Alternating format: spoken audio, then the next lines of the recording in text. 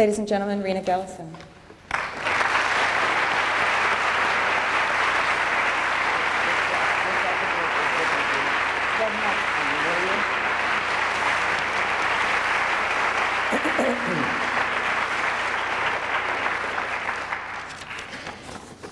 I wish I was as good a speaker as Heather just was reading here, but I'm not a professional speaker, and I'm sure everybody is aware of it maybe.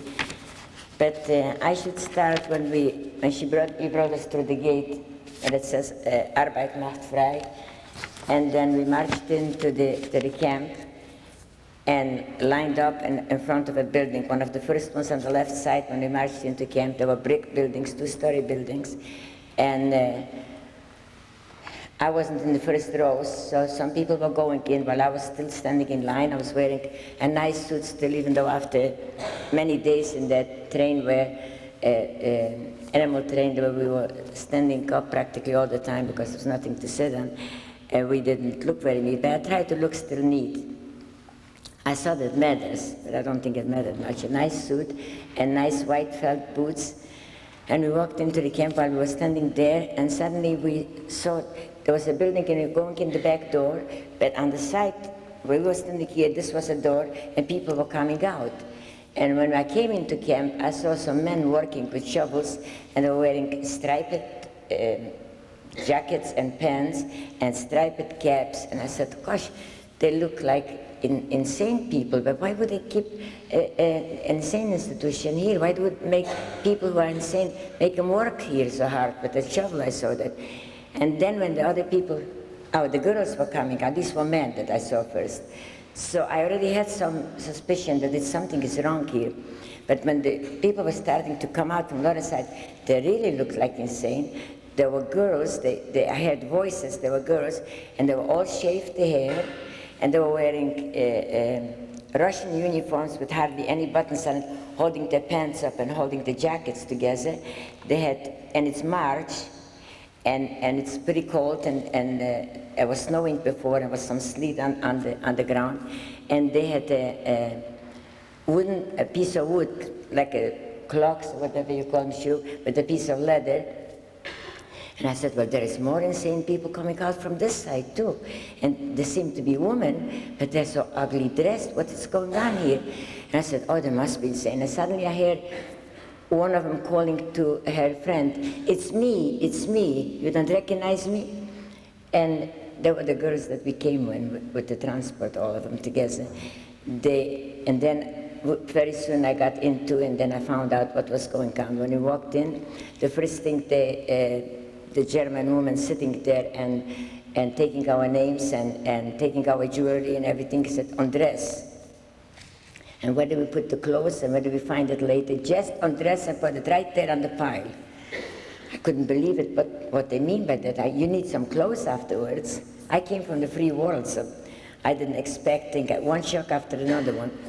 But as undressed, we left the clothes, and then I had a pair of earrings that I had since I was 6 years from my grandfather, and I didn't even think I was have jewelry there. And get back here and get me those earrings quickly. I took off the earrings and I threw them in a box, and then they shaved our heads, and they shaved the bodily hair, and after this, after being shaved, they threw us in a tub of disinfecting stuff, which was burning like fire. This was the first introduction. And when we came out of it, naturally no towels or anything, we were supposed to line up again, not in fives again as outside, but in single row. And while we were lining up, I saw there was, on the side was a table, and on the table there was an SS man with rubber gloves, and I was from a small town. I didn't know very much what a gynecological inspection means, what he was doing, but I saw something that the girls were screaming, and there was one row going this way. They were finished, and the other one was supposed to go to the table, and I thought, I don't know much about it, but it doesn't sound like it's good to go to that table. So maybe I tried just to sneak in. So I sneaked into the other row going, so I escaped it. This was the first time that I tried to fool the authorities there. And it happened many other times too. So I got into the other line, and the other line brought us into another room, to a second room, where there was a whole pile of uniforms. I recognized them later. They were, somebody said, I think, too, those are Russian uniforms. And there were uniforms with holes in them from the bullets, and they were bloody, and they were, later I found out there were lice in them. We were supposed to very quickly, without wiping ourselves off beforehand from that disinfection bath, we were supposed to very quickly find the uniform. One of them was a tall girl, so she had pants still under the knee only, and the other one was a short one. So we started swapping around things, and very quickly, and they kept rushing just quick to it. And then when we had the uniform, as I said before, without the same as the girls were coming out, without practically buttons, you had to hold on like this. We went outside, and that's the whole, till all of them were ready. And then we had to march us again in rows of 5 to, all the buildings were numbered, and they called the brick buildings blocks. A building was a block, and this is block 5. And we marched into block 5, and they bring us about, they brought other girls somewhere else in other rooms. Excuse me. Is this my water or yours? Excuse me.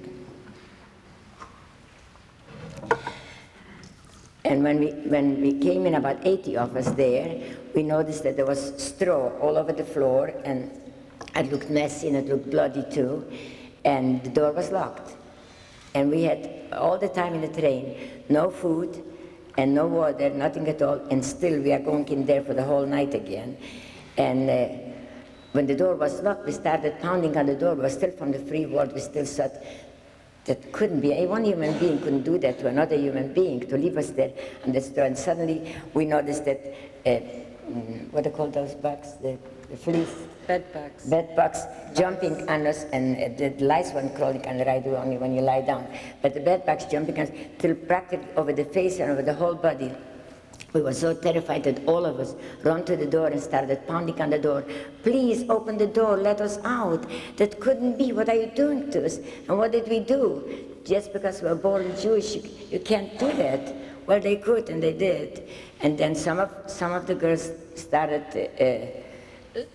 lying down and trying to, for they were exhausted, to fall asleep. I was thinking when I came in what Heather just said, that the sign said, work makes you free. And while I sat down on the straw, I couldn't fall asleep, and I didn't feel like it sleeping, even though I was exhausted. I said to myself, this is not a work camp, and the work is going to make you free.